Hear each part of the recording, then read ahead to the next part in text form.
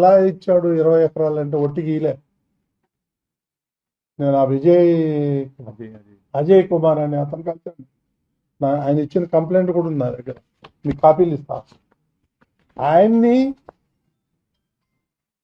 మంగళగిరికి పంపించి ఆ ప్యాలెస్ లో పాయింట్ బ్లాంక్ పెట్టి 20 ఎకరాలు వెనక్కి తీసుకున్నారు. కాదంటారా? అంత అవసరం ఏమొచ్చింది నీకు ముంతాజ్ హోటల్కి 20 ఎకరాలు ఇవ్వాలి? ఆ అజయ్ కుమార్ అనే వ్యక్తిని పిలిపించి పాయింట్ బ్లాంక్ పెట్టి బెదిరించి ఆ 20 ఎకరాలు వెనక లాక్కున్నారు. వాళ్ళు అబోదీపం అంటున్నాడు, ఇప్పుడు కోర్టులకు పోతున్నాడు, కోర్టుల చుట్టూ తిరుగుతున్నాడు. అతను మా దగ్గరికి వచ్చాడు, మేమేం చేయగలుగుతాం? ఇంత అరాచకం చేసి అన్యాయం చేసి ఆయన దగ్గర భూమి తీసుకొని ముంతాజ్ హోటల్కి ఇచ్చి వాళ్ళ దగ్గర కోట్ల రూపాయలు మీరు లంచాలు తీసుకొని ఈ విధంగా చేసి ఇప్పుడు మా మీద బురద చేస్తారని ఎట్ట కుదురుతుంది? ఇది న్యాయమా, ధర్మమా?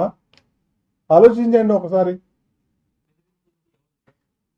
ఎవరో జగన్మోహన్ రెడ్డి, ఎవరో కాదు, అప్పటి ముఖ్యమంత్రి జగన్మోహన్ రెడ్డి ఆయనే పిలిపించి, మీరు అజయ్ కుమార్ అనే అతను ఇక్కడే ఉంటాడు తిరుపతిలో, మీరు ఆయన అడగండి. నాకు కంప్లైంట్ ఇచ్చాడు, రిటర్న్ కంప్లైంట్ నా దగ్గర ఉంది. నేను బేస్లెస్ ఎలిగేషన్ ఏం చేయను.